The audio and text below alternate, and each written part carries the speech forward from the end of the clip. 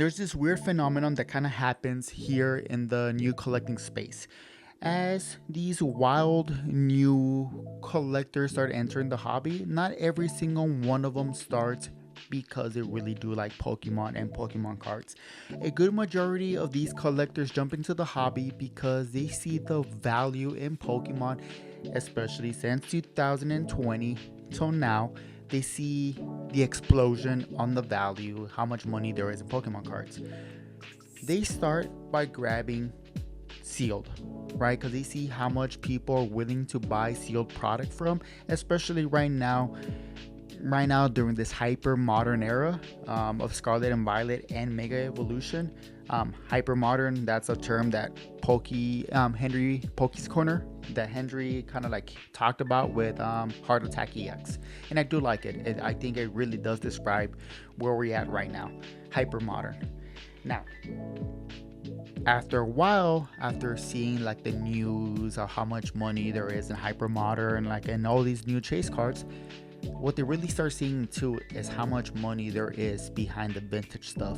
And we're talking about Alcor's first edition, we're talking about the WotC era, we're talking about e-readers, stuff that is not as appreciated as much as a hyper modern stuff, because the hobby right now is literally suffering from recency bias.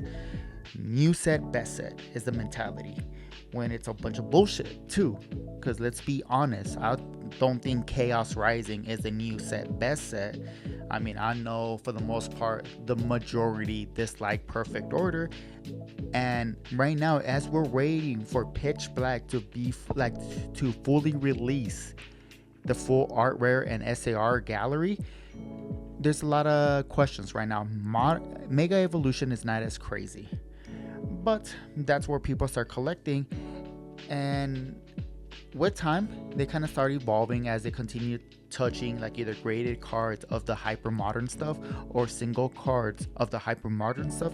They really start appreciating the vintage stuff, and that's kind of like what's happening to some of my current friends. Scalper Chris, I like swirl cards, holographic swirl cards, and that's why I ended up picking up a Wigglytuff, like a 1997 Wigglytuff with a beautiful swirl.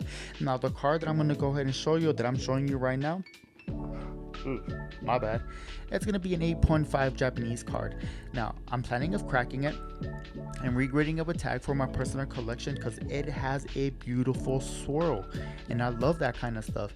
Even whenever I sell some of my swirl cards, I usually have a backup already with a better swirl that is visually pleasing for me. But you know, if I ever see like a vintage card, and I see a swirl, like that's a must have. Whenever I went to the trade night and I met Thomas, dude, my bad, I'm sorry I keep calling you Timothy, but my man Thomas, he told me, do I pick up Keldon from Crown Zenith, or do I pick a Scyther from, like, I think base or hollow Scyther? And I quickly glanced at the Scyther and it had a swirl, and I'm like, I'm taking that every single day, all the time, right? Any day, I'm taking that, right? And he went ahead and picked it up. Look, that's what I liked. He was turning between those two cards, and I think both of those cards are beautiful, but like, I also kind of see that he's around my age, so I'm assuming he's going to be more of a Gen 1 fan than like a new gen. And Keldon kind of gives me Hello or My Little Pony kind of vibes, so it's like, maybe don't be collecting that card out in public. Maybe don't be saying that you're a Keldon fan either. Personally, that's just me though. I mean, if you're, was it brownie? That's not a brownie, I'm a brownie. Bromy or whatever they call My Little Pony bros. If you're that, I mean, cool, whatever rocks your boat. I mean, obviously I'm a Pokemon fan, that's why I'm doing this, and so are you, because you guys are watching this shit, right? But yeah, I don't know, maybe don't collect that card in public, bro. Don't do that. If you bought it, I mean, just don't make it public. But he ended up pick up Scyther with the swirl. Now, Scalper Chris comes into the picture because I had a conversation with him, and he sent me a pic. Like, first of all, I love it when people, like, not only my friends but like some of my subscribers find me, like, or send me messages, like on TikTok. Like, you guys send me videos. Like, I love that shit. And like, even like on Discord, you guys send me some of the cards that you guys are picking up. Like, honestly, like, I love talking about it. Sorry that I get busy. Work sucks. Come home to a family, you know, I gotta take care of my wife, gotta spend some time with the kiddo. But I do reply as much as I can. I do reply as fast as I can. But I like seeing the shit that you guys are collecting. Scalper Chris sent me a picture of a card that I'm not gonna go ahead and illustrate or point out yet. If he ever has it in his collection in his binder and I'm recording, obviously I'm gonna point it out. It's like, oh, look, this is the one, right? But he went ahead and bought one of his chase cards, and oddly enough, give me a second, hold on, my bad. This allergy medicine gives me cotton mouth like crazy. But oddly enough, the card that he went ahead and bought is a chase card. It's a new card, I'll say that much, and it's also in Japanese, which I think is hilarious because Scalper Chris, Ripping Robert, they hate Japanese. For some reason, they're all like, no, we're purists. I'm like, I was telling Scalper Chris, it's like, bro, you're the dumbest purist that I know. Then if you're really a purist of Pokemon TCG, then you should be collecting Japanese, because that's where it originated from. That's where it was first printed. That is where it gets released first. Not fucking English. Here's that stupid ass Western mentality that people have, that English is fucking better. No, you guys are fucking retarded. Sorry. Trigger. I did not know that was a trigger. My bad. Just know that I still love you, Chris. Look. But he's like, yeah, sometimes I have to pick up Japanese cards even though he doesn't want to. That's what he says. I have to pick up Japanese cards even whenever they're not in the English side, or in the English side. And I'm like, bro, that sucks, because most of the high expensive Pokemon cards are Japanese. And they're always going to be Japanese cards, from the Pokemon Illustrator to the Poncho Pikachus, or those special collaboration cards, to even some exclusive promo cards. The Japanese ones are going to be the most expensive. Japanese cards, they just get better promos than we do. Occasionally, we do get some bangers. Look, I'm not going to lie, we do get some bangers. Some of the most recent bangers that we've gotten only in the English side are gonna be the Greninja and the Kingdra from Shrouded Fable. You know, one of those videos where I'm like, I love that set, right? But that shit tanked because I guess everyone hates Shrouded Fable. Fuck me, bro. But whatever, it's what I like. Those cards are amazing. That's why I have them in my PC. And what are some other English only promo cards that you guys can get? Well, it's not necessarily like English promo cards, but some of the only English cards that you guys can go ahead and collect that will have swirls, that will look amazing, are going to be some of the Trick or Treat cards. Some of them can have swirls. They're going to have the Pikachu stamp, the Pumpkin Pikachu stamp. And you guys have to remember, you Americans have to fucking remember, right? And like, this is coming from the American side of me, not the Mexican side of me, because the Mexican side of me understands that we really don't celebrate Halloween. But these Halloween cards are exclusive to English side only, so maybe pick up some of those whenever you can for a good price if you ever trade with someone else from another part of the world. I'm just saying, it's not a bad pickup, especially if it has the stupid ass popular Pokemon that everyone just like likes to ride on, like Gengar, like Haunter. I'm not gonna say Pikachu because I actually do enjoy Pikachus, but you get what I'm saying, right? It's like, it's always like, F the Gengar tax. And like, I know Ripping Robert's favorite Pokemon is Gengar, right? And he's a Gen 1er, he's around my age, so I believe him, right? I absolutely believe him. But some of the new people who are jumping into the hobby really just like Gengar because they know how much Gengar is worth, if we're being completely honest. But, you know, those are some pretty good English promo cards. But Japanese usually has the better cards. So he went ahead and picked one. And like, yo, like I said, I'm a codo, right? Cheap. I have a limit. I have something. And if I don't have that cash in my budget, I won't do it. But he picked up his, and I was extremely happy for him. Like, I really am. I still am. Like, yeah, Chris, I'm super happy that you picked up your promo card, like your chase or your grail card. Like, I really do. Now, I think that's a beautiful part of the evolution of a Pokemon collector, because you kind of start seeing like the progression of how people really start falling falling in love with the hobby, and just for the hobby, not for monetary value, but there is a monetary value, right? But they start falling in love with the hobby just because they start really appreciating some of the more simpler things, some of the things that we no longer replicate, or maybe that Pokemon is getting away from. Look, the hyper modern stuff, it's fantastic. I'm not gonna lie. And like, I can honestly say some of the art on these hyper modern cards are amazing. They're really, it really is. But there's something about vintage, whether it's vintage Pokemon cards or the vintage games, that we do appreciate. Look, Pokemon and Nintendo are a very successful company. They really are. Their games, Pokemon wise, maybe not so much. Some of the most recent games, not so much. Look, I haven't played Poketopia, the one with the Ditto, but mostly because I don't believe in buying a Switch 2 so I can go ahead and buy a key for a game that I don't know. If I can't physically own the game, I'm not a big fan of that, honestly. Kind of like how I'm not a big fan of like owning crypto. Like, you don't physically own it. You can own this, right? But you, like, crypto, it's a little bit more murky. Stocks is a little bit more murky. You don't really own it. It's not physically there. But, you know, some of the older stuff from Pokemon, like the games, like Red, Yellow, you know, Pokemon Crystal. Oh, Crystal was my shit. Like, some of those games, even to like Mystery Dungeon, like, you can tell like there was more creative process put into that game, and it was a lot more challenging. Now these games are very gimme, they're very simple, and like, I feel like it's kind of like the same way with hyper modern Pokemon cards. It's easy money, it's gimme money, it's not hard money. Some of the vintage stuff, it's really hard to make expensive, or it takes a lot longer to really appreciate it because of recency bias. People just start seeing how much money there is currently right now and this hyper modern stuff, because it's more in rotation, it's in circulation, it's been printed way more than some of the vintage stuff. But vintage stuff is, I think honestly, it's probably better. Like, it's probably honestly better when it comes to art. Like, getting to see a little bit more of some of like Chris's stuff, like his Expedition Mew that we went ahead and graded with tag. It is a beautiful looking card. It really is. Like, that is a beautiful looking Mew, and I can see why he's becoming more of a Mew collector and he's chasing only Mew cards.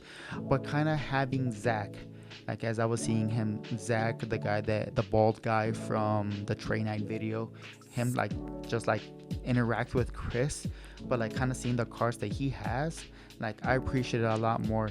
And then I saw my chase card that's way out of my budget, but I saw the Neo Genesis Arcanine.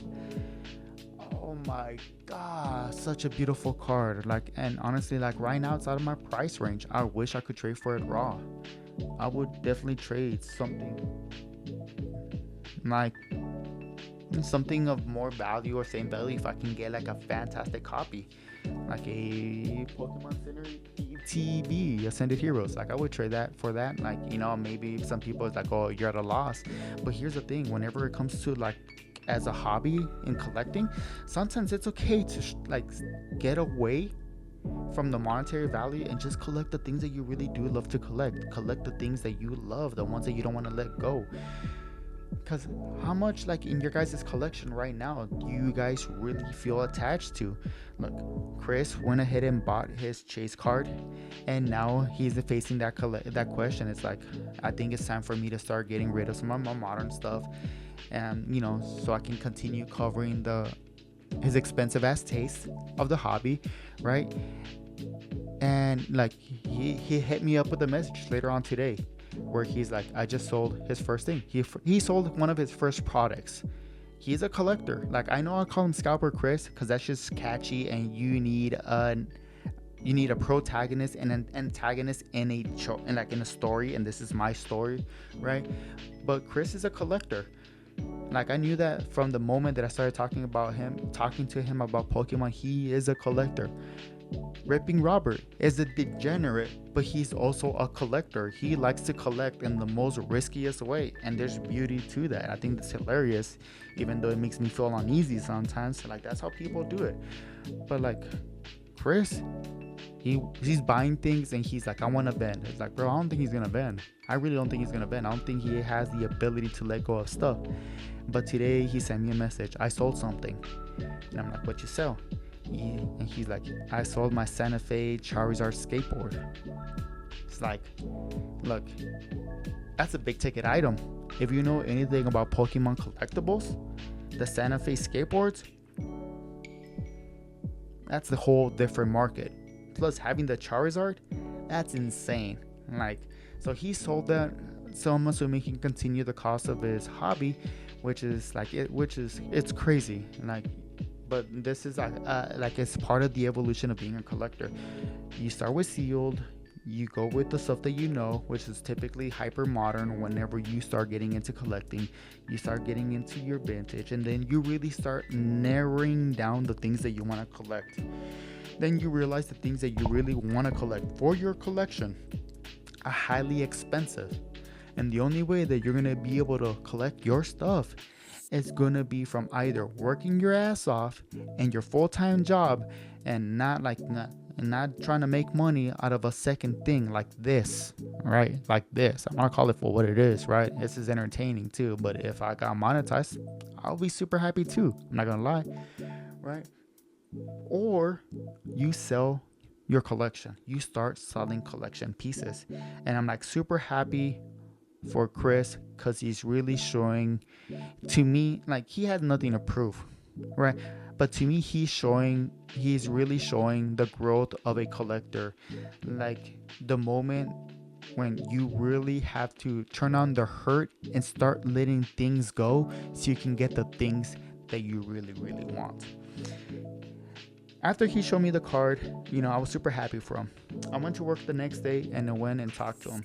And I didn't ask for about the price because I already knew what the price was going to be, around what range. But he, right off the bat, one of the things that he said is just like, it's not gradable. And like, I'm like, what do you mean? He's like, it's heavy to the right. I'm like, how heavy to the right?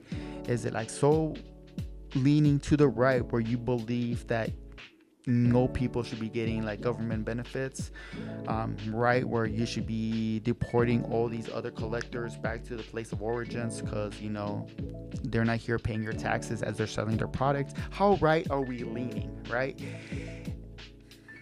I guess pretty right. And he's like, it's right. It's very, very right. We're talking about that fabled 69 and 31 centering, just like ripping Robert's Mega Chase Gengar, right? That bad, like super bad. I'm like, oh shit.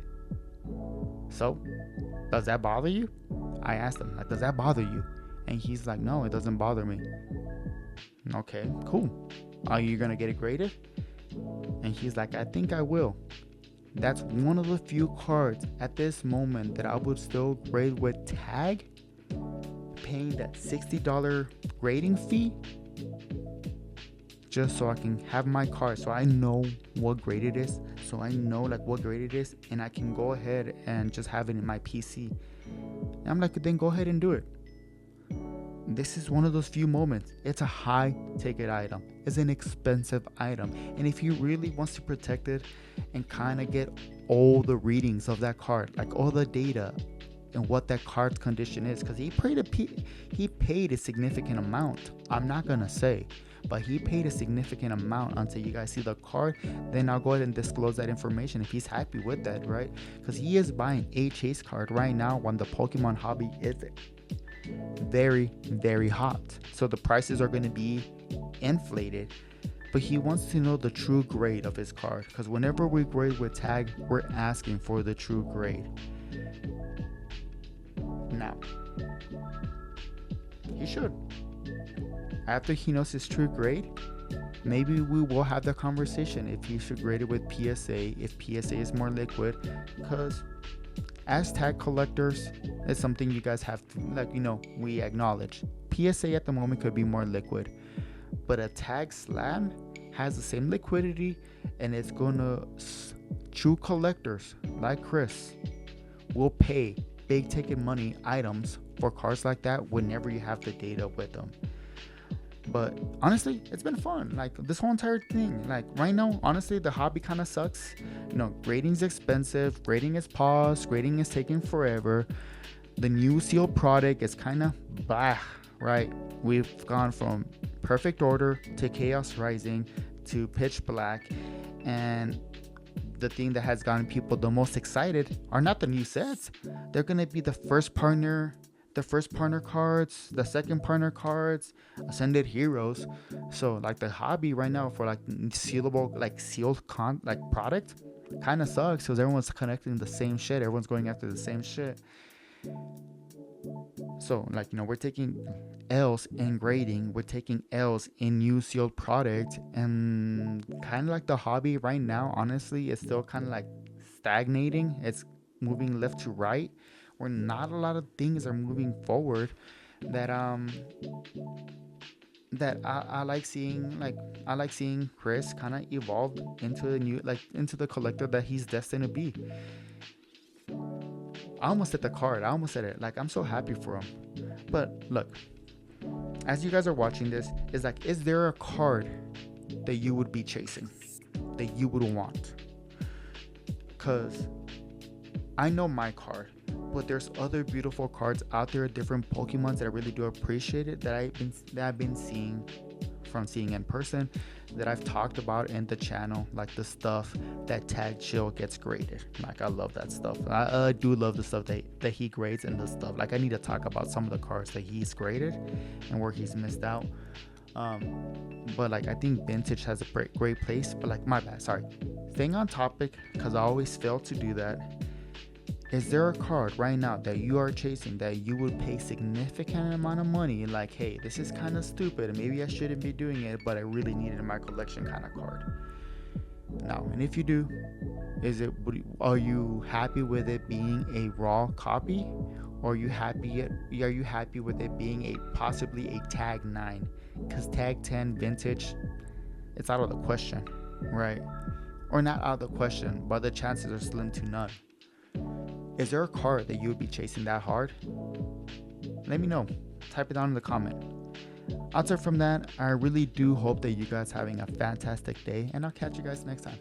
Peace.